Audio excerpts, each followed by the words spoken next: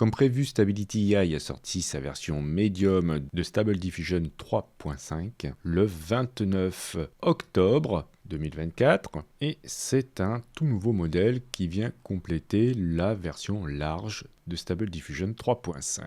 Alors vous allez apprendre que c'est une version qui ne fait que 2,5 milliards de paramètres. Son architecture n'est pas la même que la version large, ainsi que la méthode d'entraînement, donc ce sera difficile de comparer les deux modèles. Et chose intéressante, il est capable de générer des images qui vont de 0,5 à 2 mégapixels de résolution. Donc ça, c'est hyper intéressant. Si vous descendez un petit peu dans la page, vous verrez ce tableau qui vous permettra de vous situer par rapport à votre matériel et au modèle utilisé. En dessous, vous avez des images, etc.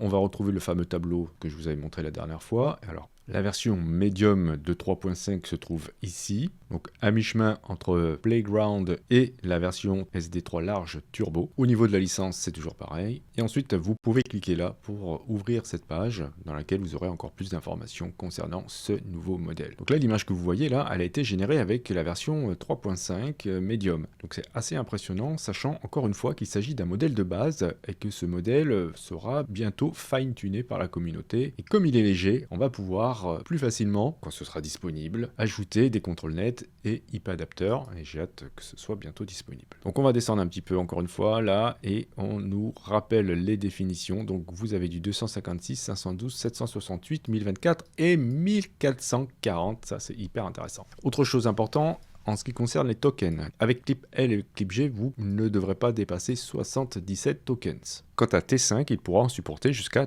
256. Pour télécharger le modèle, eh bien, vous allez cliquer sur Files and Versions et on va récupérer plein de choses. Le modèle se trouve ici. Vous voyez, il est moins lourd que la version large, beaucoup moins. Vous allez mettre ça dans le dossier Checkpoint de ConfigUI, donc c'est dans Modèle Checkpoint, et je vous conseille d'aller récupérer ces workflows. Vous avez un workflow hyper intéressant pour faire de l'upscaling en utilisant les deux modèles, la version large et la version médium. Ensuite, vous avez un workflow avec le système SLG et ensuite, vous avez le workflow de base.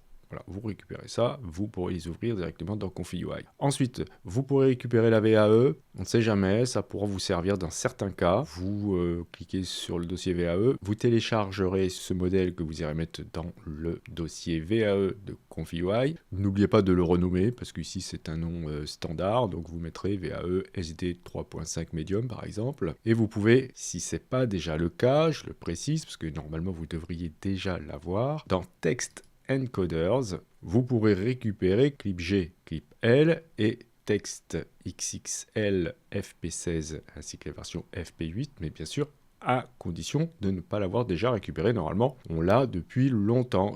Alors bien sûr, je vous conseille de mettre à jour ConfigUI, car il y a eu des petites nouveautés hyper intéressantes avec les groupes notamment, entre autres. Bien, je vais aller chercher le workflow de base. Le workflow de base, c'est celui-ci, qui est très semblable au workflow de SD 3.5 large. Il faut refaire les liens, bien sûr. Voilà. Et ensuite, ici, Clip G, Clip L et FP16. Ensuite, là, on vous indique qu'il faut être avec un multiple de 64. Et l'avantage ici, c'est que maintenant, vous pourrez, en fonction, bien sûr, des capacités de votre machine, aller jusqu'à 1440 pixels de côté. C'est assez impressionnant comme taille de base. Après, tout le reste du workflow est très semblable à celui que nous avions avec la version large. Alors, je vais commencer avec un prompt un petit peu délicat. C'est un chat anthropomorphique qui tient une pizza et qui serait vu depuis une caméra de vidéosurveillance en basse qualité. Le résultat, c'est ça.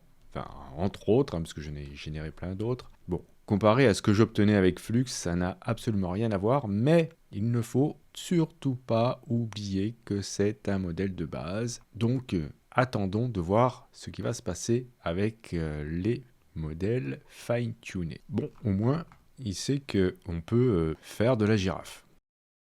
Je ne vais pas faire un comparatif entre tous ces modèles. Ce qui m'intéresse ici, c'est de savoir que ce modèle-là est plus léger, il consomme moins de RAM puisqu'il est moins lourd. Alors voyons voir l'autre workflow. Il s'agit d'exactement le même, sauf que vous avez en plus ce nœud ici.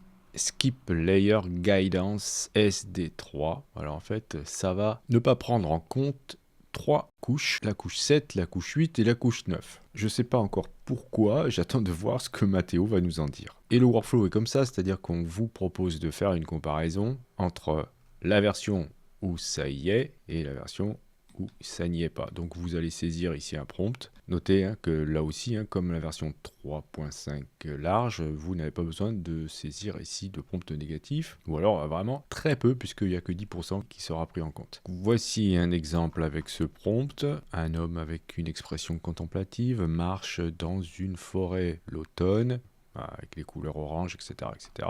J'obtiens avec ce nœud, donc il me permet de passer outre 3 couches, cette image-là.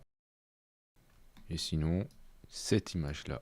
Donc laquelle est la mieux? Je sais pas trop. Peut-être qu'au niveau des mains, et là c'est pas bizarre, il y a une espèce de flou tout autour là. Et cette feuille qui flotte là. Alors que là, il y a encore une espèce de flou, mais la main semble être un petit peu mieux faite. Par contre au niveau des feuilles, tout ça, voilà. C'est un petit peu mieux celle-ci, un peu plus, on va dire, réaliste. Là c'est un peu n'importe quoi. Vous avez ensuite un autre workflow qui est très intéressant car il utilise à la fois les deux modèles.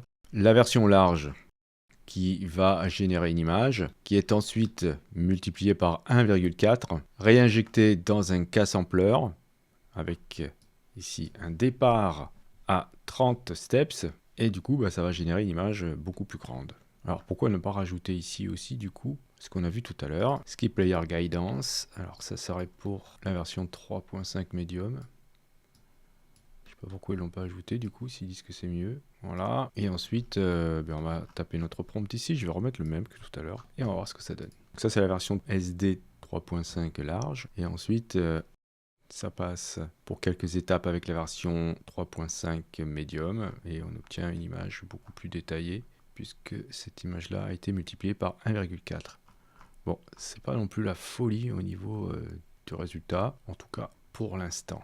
Donc voilà pour la présentation rapide de ce nouveau modèle. Je ne sais pas trop quoi en dire pour l'instant, j'ai pas poussé plus que ça, mais je garde évidemment un œil sur ce que va nous proposer très bientôt la communauté.